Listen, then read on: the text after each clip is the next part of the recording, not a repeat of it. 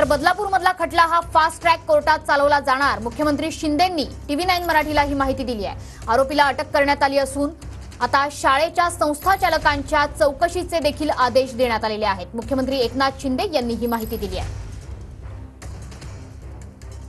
काही वेळापूर्वीच मुख्यमंत्री एकनाथ शिंदे यांच्याशी TV9 बातचीत केली होती। मुख्यमंत्री एकनाथ शिंदेंनी नेमकी काय आश्वासनं दिली आहेत बघूयात।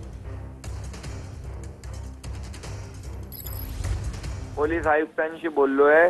पोलीस आयुक्तांनी त्या आरोपीला पोलिसांनी अटक केलेली आहे, पण मी सांगितले की त्याच्यावर attempt to murder, attempt to rape, त्याच्यामध्ये पॉक्सो जे काही गुन्हे, कठोर गुन्हे जे आहेत, कठोर कलम जी आहेत ती तात्काळ लावा आणि या संदर्भामध्ये फास्ट ट्रॅकवरही केस घ्या। कुणालाही सोडण्याची, कुणालाही पाठीशी घातलं जाणार नाही।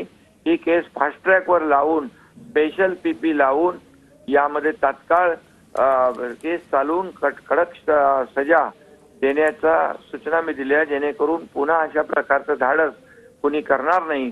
आणि संस्था चालकांची चौकशी करण्याच्या सूचना दिल्यात।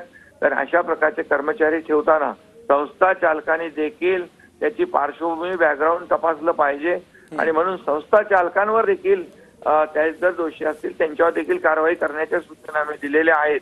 आणि ही केस फास्ट ट्रॅकवर चालवून तात्काळ याची केसचा निकाल लावून या नराधमाला ज्यांनी हे दुर्दैवी कृत्य केलंय त्याला कडक सजा देण्याच्या मी सूचना दिलेल्या आहेत। अशा प्रकारचे जे संवेदनशील विषय होतात त्या ठिकाणी कुठल्याही संस्था चालकांची जबाबदारी आहे की कोण कर्मचारी कामाला लावायचा, कोण आहे तो, कुठून आलाय, काय आहे त्याचं बॅकग्राऊंड काय, यासाठी आम्ही नियमावली तयार करू जेणेकरून अशा प्रकारचं कृत्य पुन्हा होणार नाही।